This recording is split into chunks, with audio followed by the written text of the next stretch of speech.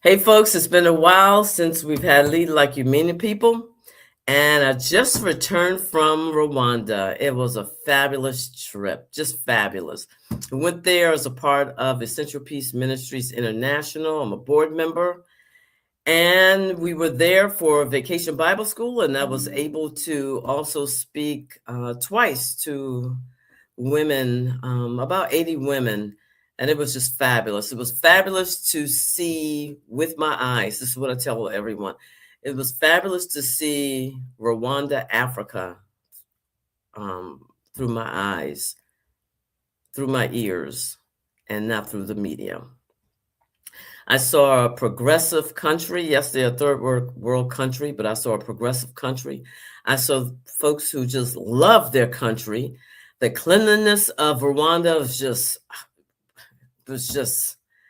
it was breathtaking. They have it in their constitution that is either at the end of every month or twice a month that everyone in the country stops what they're doing on that particular Saturday and they clean. It's amazing to see. Also, I appreciated the passion of the women. I did ask them um, what they were really passionate, where their heart was. And some of them said, a good portion of them said, you know what, digging. So they are field workers. A lot of them are. And I thought later on, I said, it's no different than people who enjoy where they work, entrepreneurs. They just simply enjoyed what they were doing. It was precious to see. It was precious to see their joy. It was precious to feel their hugs and just to see how they wanted to learn things for their life so they can move forward.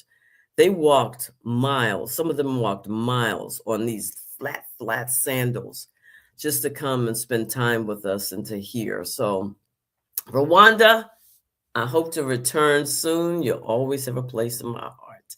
And thank you to my church for sponsoring me. Always. Thank you so much. So, welcome to Lead Like You Mean It, people. Today we have Alex Dumas. Love his name. It sounds so Hollywood. Alex Dumas. He's a keynote speaker, executive coach, and author of Win from Within.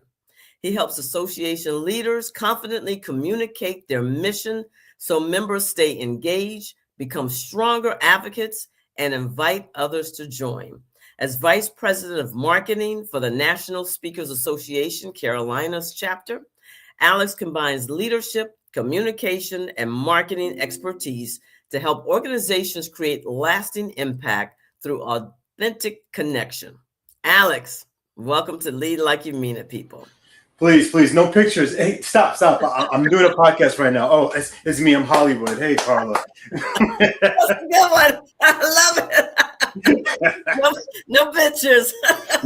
Yeah, listen, I have a family. I can't do down. Yeah, I can't find. Just scribble. No. Oh, great to see you. Great to see you too. So I think you told me one other time.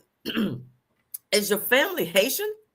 Yes. Yeah. My parents were born in Haiti. They were born in separate areas of Haiti. They immigrate. Well, my mom immigrated to the United States first, like in 1969, and my father came through 1972. And years later, here I am, along with brothers, my sister, and that's it. Oh, that's cool. That's very cool. Welcome. Yeah, So usually, Alex, I jump right in. So since you've spoken of your parents, please share with us what you've learned from your parents immigrating from Haiti to the United States. As far as leadership, what did you learn from them? Yeah, that's a great question. And I learned a little bit more about this history during a visit to visit my father last year in New York. He's still living in Long Island. That's where I grew up. My mother has passed in 2015. But when I had some time with him, I was asking about his life, asking him like, hey, how'd you meet mom? Like, what was the circumstances? Like, just kind of walk me through the journey. And, basically what I told you, right? She immigrated from Haiti in 1969. She was the first of her family, right? She's got sisters. My grandmother and my grandfather at the time were still there. So she's the first one to make the leap over here. Yeah. A family friend connected connected her and my father, and then they started like talking, sending letters. Right, this is real old school. This is the 70s, right? So you have to be pen pals for a bit, right? There's no social media. There's no swipe left, swipe right. It's really building that connection and that communication. He comes over in 1972, and they're like, "Hey, we're gonna get married." And their journey resembles a lot of my journey with my wife in terms of how we got to North Carolina. So I'll wrap this up in a nice, quick story. Like I said, we grew up in New York. We lived in New York. We met there, and we knew that New York was never going to be the final destination. So we were kind of scrambling, like, where are we going to go? Where are we going to move? We thought about Georgia, New Orleans. We thought about Florida, all these different places, and we settled on coming to North Carolina. And we didn't have any family out here. There's no jobs for us.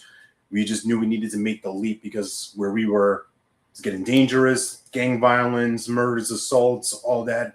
Our kids at the time were 7 and 2.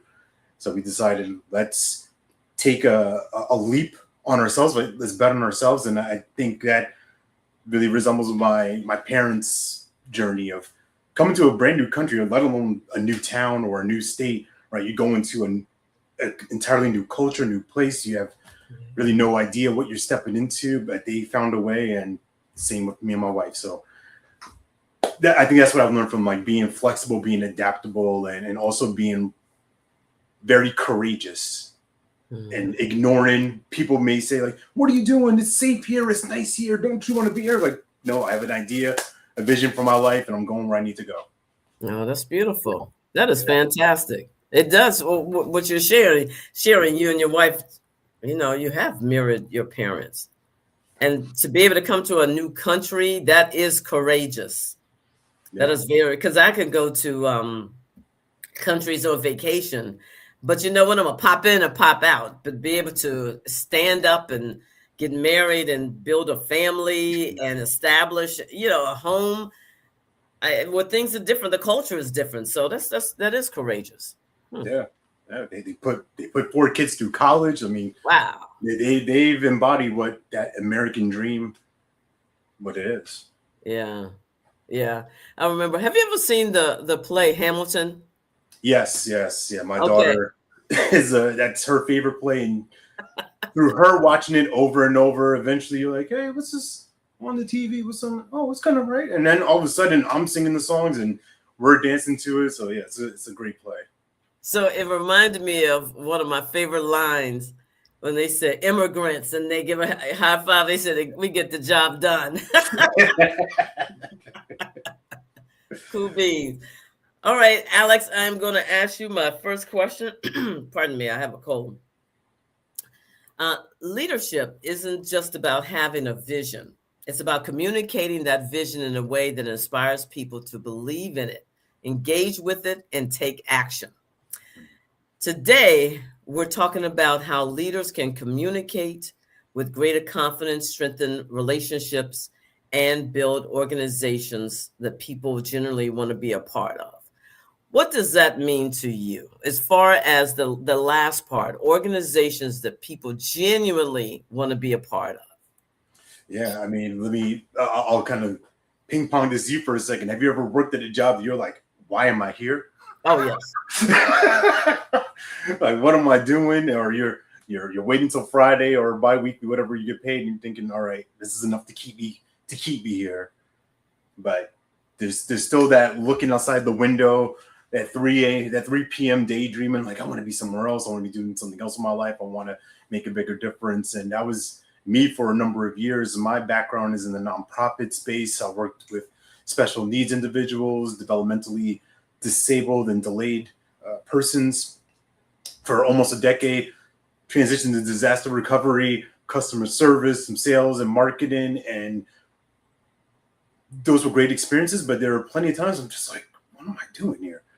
Am I wasting my life? I'm not bought into what the boss or the manager is saying, and I'm just doing enough, right? You know those people, right? They just kind of do enough. Mm-hmm.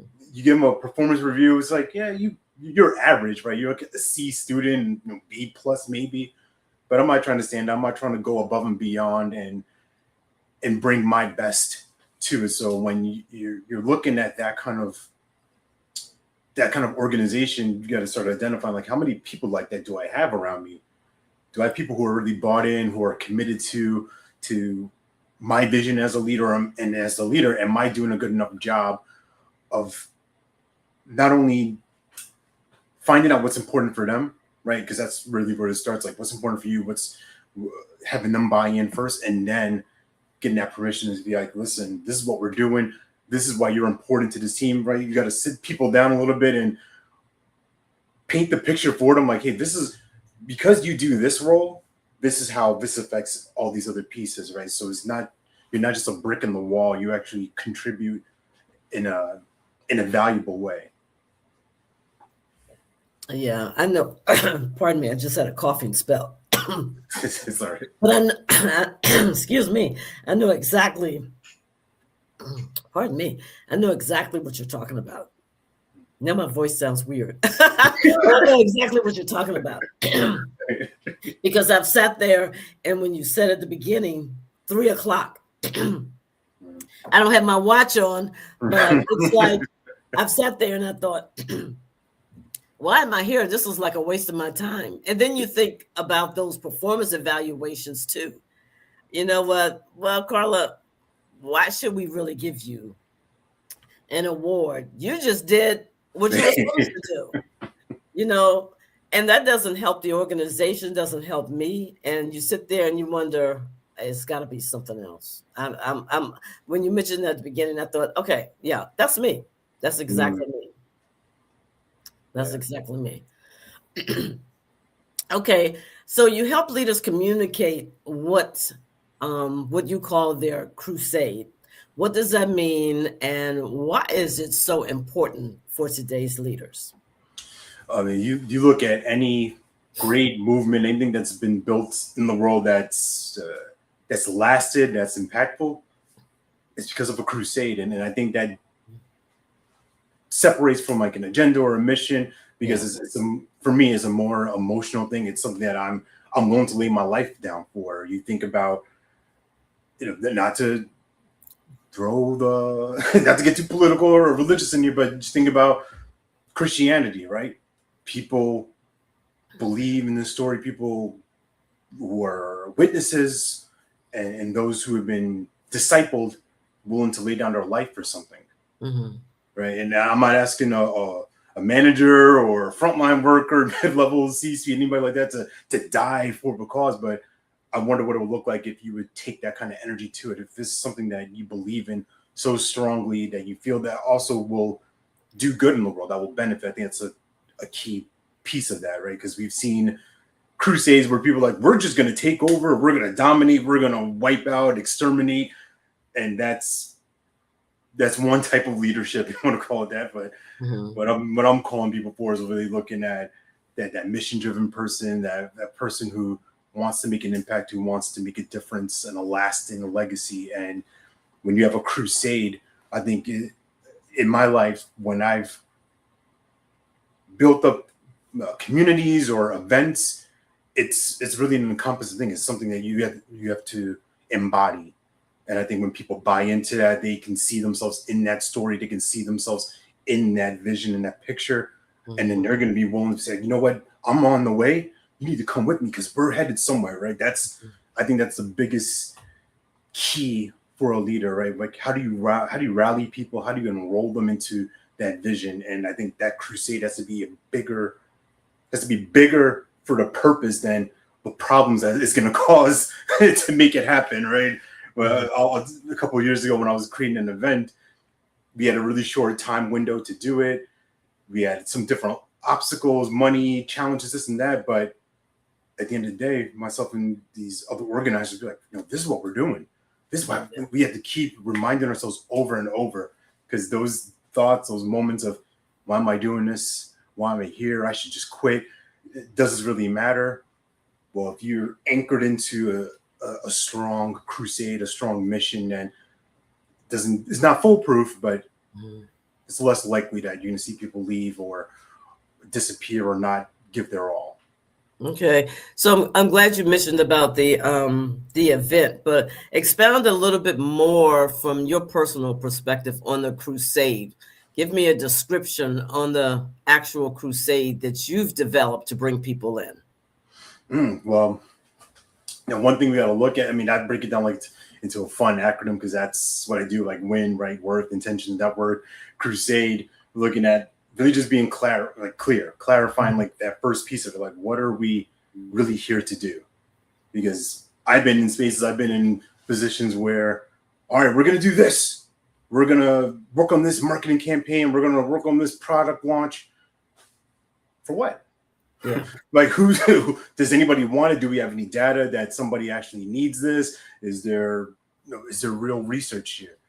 And a situation like that, you kind of you're going through the motions. Mm-hmm. You're just like, all right, well, I just want to get A to B, but you're not really thinking about if I put my best into this, if I really pay attention to the details and focus, this could change somebody's life. This is going to be something that brings joy, brings a smile, or solves a problem, whatever that might be.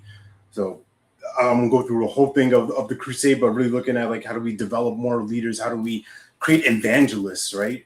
Mm-hmm. Because that's the part of the mission that keeps it running, right? My job is to move the people, but the people are the ones that are moving the movement, if that makes sense, right? I've been in spaces where I've tried to like do it all myself. That's exhausting. What is easier for me to do is say, all right, I can break things down, compartmentalize. Who's great at this spot? Who's great at this? Coming back to that event I mentioned a few years ago, myself and 3 other coaches were building out this event. Now, I'm not a great logistics person. So I'm not the person that you want to talk to about negotiating and hotel room blocks and all that stuff. That's not me, but somebody else is great on the admin side. Somebody else is great with the graphics and the graphic design and the marketing net space. My job, I'm really good at getting with people, engaging people, of being loud and noisy and obnoxious, but for the purpose of something good and rallying people together. So when you get to have that bigger picture, that bigger crusade, then you get to put people in the right places, that they can win and succeed. Yeah. So my this is something I believe in, and I always give a shout out. I had a former employee, he told me this, and I believe this is my philosophy for leadership. If you take care of the people will take care of the mission. Oh, I mean, right? Take care of the people. Yeah, and that's exactly what you're saying. And then the other thing is I've learned the hard way, just like you said, the exhaustion when you're actually doing everything yourself. I mean, to the point that I had to take off days, and it was just wacky. But I learned that, Carla, you need to delegate. So I will always say this too: delegate, and delegate some more. Because what's the purpose of hiring high performers? And you sit there at the point of exhaustion, you're doing yourself. They're thinking, just like you mentioned earlier, yeah, it's 3:00. I know my talents are up here, and I'm not doing anything. So delegate, and delegate some more. You realize where the talents are, and everyone needs to do their part. Yeah. I mean, the right person. Oh, sorry. No, go ahead. The right person, the right kind of competitive spirit, the right kind of energy. That person will step up to the challenge, for the most part. And the other ones, they'll fade, they'll hide, they'll shrink and disappear. Absolutely. And I'm happy when they disappear. Okay. I'm happy when they're okay. I need to take care of my my commercial with Connie. Have you ever felt like your leadership isn't getting the recognition it deserves? I invite you to take my Hidden Promotion Killers assessment. You'll discover the unseen habits that may be limiting your visibility and learn practical ways to strengthen your leadership presence. The link is in today's comments and description. Thank you, Connie. So I want to get back to the fact that you're happy when they leave. The reason why I say that is because they're able to move on to something that benefits them. And then the team is able to further deepen their cohesiveness, if that's the proper word. Yeah, it's the right ring. I mean, I've been in spaces where there's been that problem child person, whether I've been the manager or I've been frontline staff, and I see this like, man, the room got brighter when you walked away. Yeah, what I mean, that's the kind of person they bring, right? And it changes a team. You've seen this in sports, you see this wherever, right? You remove one person, they get lifted up. I'll tap back into this for a second, thinking about the New York Knicks. I'm a Knicks fan, so woo-hoo, they finally won. Congratulations. Yes, for sure. It's been a long wait. But I was watching this reel where they were showing Josh Hart, one of the Knicks stars, and he was on the Lakers, and the clip was just like him like trying to give high fives to the players, to his teammates. High five, they'll leave him hanging. He falls to the ground in one clip. No one's helping him up. Like usually, you see somebody like grab a hand, high fiving, hugging, playing soccer in the beginning. He was the same player, relatively, but now different environment. He's with folks who are positive, folks who embrace who he is, that are welcoming, and he was a major contributor to their success, to their win, to their title. So sometimes you just need to put people in the right place and let them flourish. Yeah, I'm much older than you are, so I remember, actually, I believe it was our last Super Bowl. So when we were with the Washington Redskins, we played the Buffalo Bills in the Super Bowl. I think it was the Buffalo Bills. Yeah. Okay, I'm a Jim Kelly fan, but still, I didn't want him to win that day. But I remember at one point, and I can't remember what position he played, but there was an offensive player who went to the sidelines, and he started throwing things. He was so upset that they were losing, and you could see the players go from here, and they slowly went down. Yeah. And that's just because of the conduct of one player. And at one time, he walked up and down the sidelines. And I remember sitting there saying, oh, you guys are going to lose, because it just went down and they never were able to bounce back. So one employee, one staff member can just dismantle the entire team. Absolutely. So let's talk about your upcoming book. Book? Tell us about what the title is, what's it about, when is it coming out, how will we be able to purchase it? Yeah, all the above, for sure. All the above. So, appreciate that. So the book is called Win From Within, WIN, my acronym, my framework, Win From Within, the playbook for building unshakable confidence. And it's a 30-day action guide. It's an extension of what I do on stage, so that associations with nonprofits, teams that are working with me, they can take me in their pocket now, right? They can bring me along, and I'm kind of coaching them through their journey. But it's a nice blend of some sports stories, because there's a lot of leadership lessons I gained through sports as a former athlete in boxing and football and taekwondo. Obviously some business stories, some personal stories, but all of these days, as I call them, are chapters, these 30 individual chapters, 30 short chapters, but they're meant to encourage, they're meant to help you look at, who am I as a leader? How am I showing up with my own identity? How am I showing up when I'm focused, when I'm committed to something? How am I pouring into my people? And how am I discerning who are the ones that are not necessarily on board, and maybe it's time to let them go, or maybe it's time to coach them up a bit and connect with them in a deeper level. So Win From Within, this playbook for building unshakable confidence. It will be in stores, available in fall. So basically around end of October, early November, we're looking at that. So we're pretty close to the finish line right now, and I'm excited about it. You can find it on Amazon for folks that are hiring speakers or bringing in professional speakers. Bring me in, I'll help you with some bulk books, and we'll talk about it. Okay. Well, let us know, and then we'll include it in our newsletter that we send out twice a month. We'll include that, and then hit me up on LinkedIn, and then I can share it as well. Absolutely, 100%. Will do. Okay. So let me ask you this.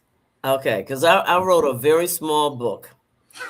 Tell me about what you learned about yourself while writing this book. Oh Lord. Oh gosh. I how much time do we have?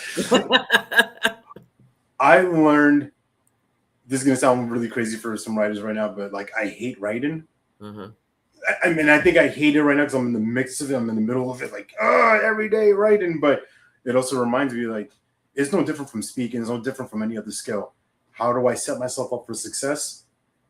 Bit by bit, brick by brick. And I think trying to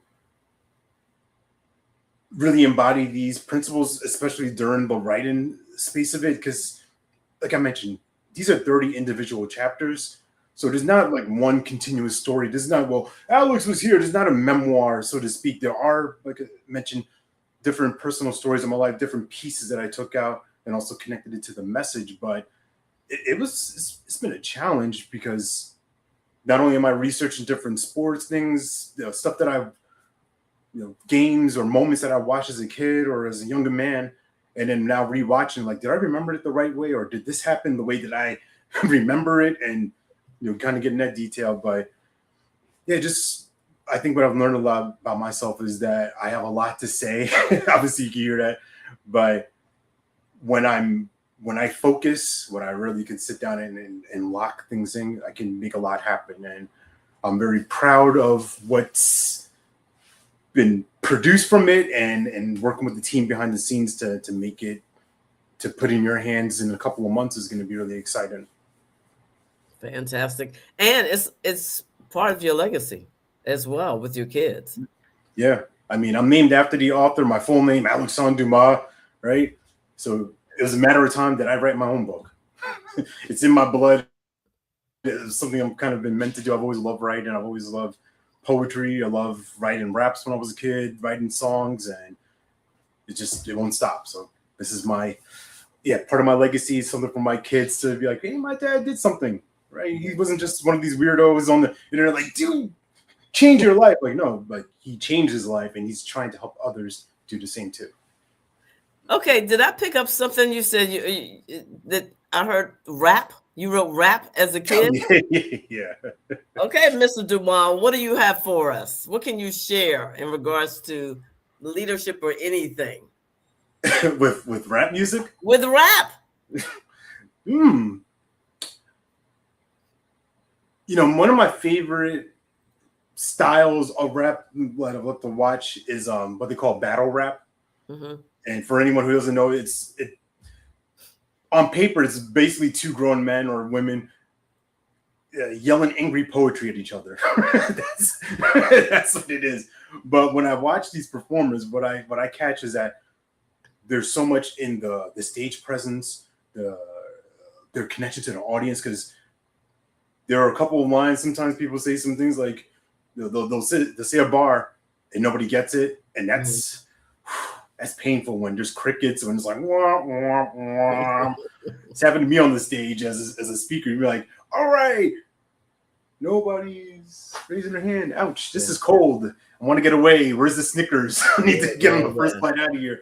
But over rap music, I think when you get to how it ties in with leadership is the rappers that I enjoy listening to, that I've followed for my life, right? Wu-Tang Clan, Nas, Jay-Z, you name it, Mobb Deep, Snoop, Dre, all these people, is like their authenticity. They are who they are, and you don't get to last long by being a phony, right? Mm-hmm. It gets exposed at some point. Someone's going to find out, especially now, right? Someone's going to pull up a video like, hey, this was you in 20-something, and you were looking crazy here, or you were saying this about this group or whatever. And I think as a leader, the more that you can be yourself, the better you're off. Everybody else knows where you are, knows where you stand, and they can trust that, right? Confidence is really about that trust. And you mentioned that before. If I can't trust this person, we're going to struggle. Yeah. So I want to go back at the top with the win. Mm-hmm. We've got about 4 or 5 more minutes. Explain the actual framework of win. Yeah, the framework, 3 pieces. The W is at the worth, So your self-worth, your identity, that's where I start with with anything, because if you're not, let's put it this way, if you can't see it, you can't be it. All right. If I can't see myself as a speaker, if I can't see myself on stage, if I can't see myself going international and doing these things, then I'm not going to do it. My mental limitation will block that. You can do this. No, I can't. I won't. You can tell me till you're blue in the face. If I don't believe it, I won't do it. Yeah. So that's for any leader, right? You have to believe that, yeah, I'm capable of leading this team. I'm capable of delivering this presentation. I'm capable of organizing and mobilizing people in a powerful way. And then when we get to the intention part, now we have to center on those commitments, those things that it's non-negotiable. You're going to do it, and building up the discipline to do that and do it well, right? It's one thing to do something, then it's another thing to really excel and put your best effort forward. And then the last piece is like your network. So now come back to the delegation. Well, who's around me? Who are the people that can support me? Do I want to do this all by myself and carry the load and try to get all the credit and be the hero? Or wouldn't it be easier if I spread the wealth and circulate and let other people join in on this journey? And that actually helps. It actually moves it a lot forward faster. So these are these three components and how they work with a specific leader or specific group. That's kind of customizable for them. And we look at these three components and do our best to maximize it. The W, actually all of them I can relate to, but when you mention the W, and if a leader cannot visualize something, or I would say even a person, then it's not going to happen. Their future is not going to happen. And I remember when I came out of my office one time and this contractor said to me, "Carla, fix your face." And I'm thinking, I like to. You want me to fix yours? That's what I'm saying. Because I'm like, excuse me, I didn't say anything to him, but I'm thinking, who are you? You're telling me to fix my face. And then as I walked away, I could feel the tension in my face. Yeah. I said, that's what he's talking about. Because, caught a little attitude, but I could feel it. And it went back to, well, if I want a happy team, who needs to be happy inside, and it needs to be able to show. So I had to learn to fix my face, and it had to be authentic, not just me showing up, but a phony smile. Hi, Alex, how are you? No, but I needed to be able to see that. But first I felt the pain of me. Yeah. But I agree with you with that. You got to be able to see it, or it's just not going to happen. Yeah, it's just not. To your point, right? When I was managing teams, when I was in the nonprofit space, I would say nice things, but I didn't mean it. Right? It's just kind of like, good job. Hey, you're awesome. Yep. Right? But I'm not really connecting it to a real trait or a real quality about them. And when you can start to do that, you start to really build people like, "Carla, you are amazing because of such right. Now you're like, wow, he sees me. He actually value me, and I'm not just another name. I'm not just anonymous person, right? One of those people in the movies, like screen, guy in cafe or lady at the park bench. Like, no, you're a main character. You're an MVP. Yeah. Have your staff as the MVP or the main character of the story. Okay, that's something powerful, Alex. Yeah. And think about this for team, right? So I'll leave you with this last little beautiful nugget. Most people say, like, for team, together, everybody achieves more, which is true. I believe that. But what if today everyone's an MVP team? What if? End scene. End of scene. Produced by Alex DeMar. I told you Hollywood name. That is fabulous. If everyone is an actual MVP. Yeah. But it starts with the leader. So they can't become MVPs if they're not delegated the work if they're not a part of the team, it all starts with the leader. Because I always say the leader should be a part of the team as well. He or she should consider himself or herself as part of the team. They're just a leader of the team, but they're still part of the team, and they're able to push them forward. And I would say that's where I made a lot of my mistakes early on in my career, where you almost coming from a place of like, you're my minions. You're supposed to be doing all this stuff that I don't want to do. That's why they promoted me, and y'all do it. No, I need to be in the muck with them. They need to know that I can do this, that I'm willing to do it. That's servant leadership, right? You do it with them. You do it first. You lead the way, because no one's going to go if you're not the one to show them the path. Yeah. I was the same way. I'm the boss. That's why I was like this when you said it. Been there. I thought that was leadership, because you know what? Do what Carla says. But that's not a leader. That's a trained manager in a poor way. Yeah. Well, Alex, it's been a pleasure. Thank you so much. Look forward to the book. Please, again, hit us up. Let us know. We can include it in our newsletter, as well as we can promote it on LinkedIn as well. Thank you for sharing about your parents. That was a precious story, and how it relates to you and your wife and building your family in the great state of North Carolina. The greatest state, if you know. That's what always makes me laugh about you. The greatest state, North Carolina is the greatest state. I've had some good times in North Carolina, I may say. But thank you so much for your time. Thank you for giving us yourself, and we look forward to learning more about your upcoming book. And for everyone, I just wanted to thank Connie, our producer, and we'll see you in a couple of weeks on Lead Like You Mean It, people. We're out here. Thanks, Carla. Thanks, Connie.